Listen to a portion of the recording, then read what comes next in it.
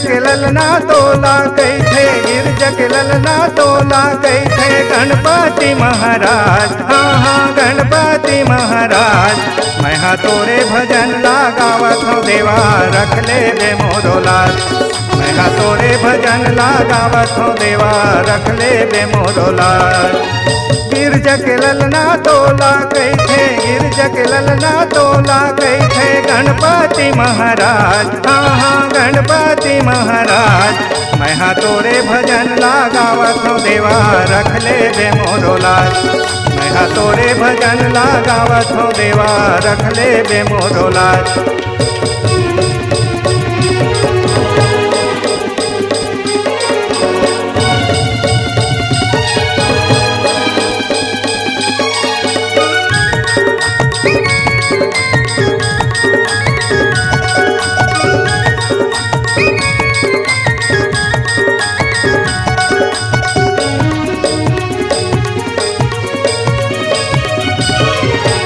संजा बिहनिया मैं हर देवा तोरे गुण लगात हूँ।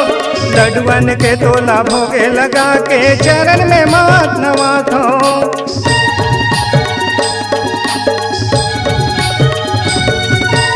संजा बिहनिया मैं हर देवा तोरे गुण लगात हूँ। लडुअन के तोला भोगे लगा के चरण में मात नवात हूँ। विघन हरता तोला कैथे, विघन हरता तोला कैथे। गणपति महाराज, हाँ हाँ गणपति महाराज, मैं हाँ तोरे भजन लगावत हूँ देवा, रख ले बे मोरो लाल। मैं हाँ तोरे भजन लगावत हूँ देवा, रख ले बे मोरो लाल।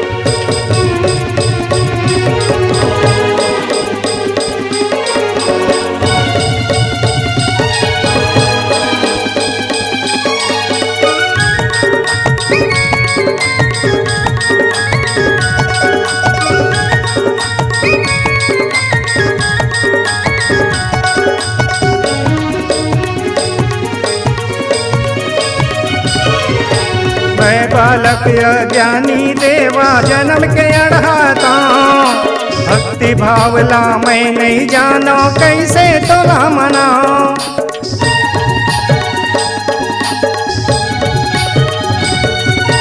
मैं बालक ज्ञानी देवा जन्म के अढ़ाता, भक्ति भावला मैं नहीं जानो कैसे तोला मनाओ। बुद्धि के देवा तोला कैथे,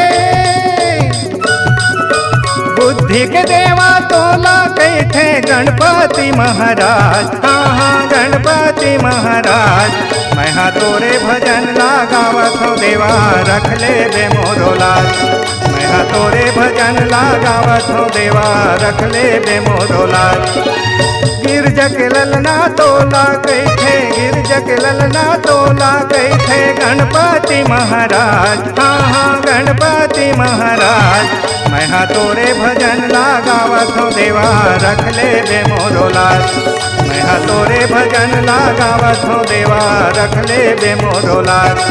मैं हाँ तोरे भजन लगावत हूँ देवा, रख ले बे मोरो लाल।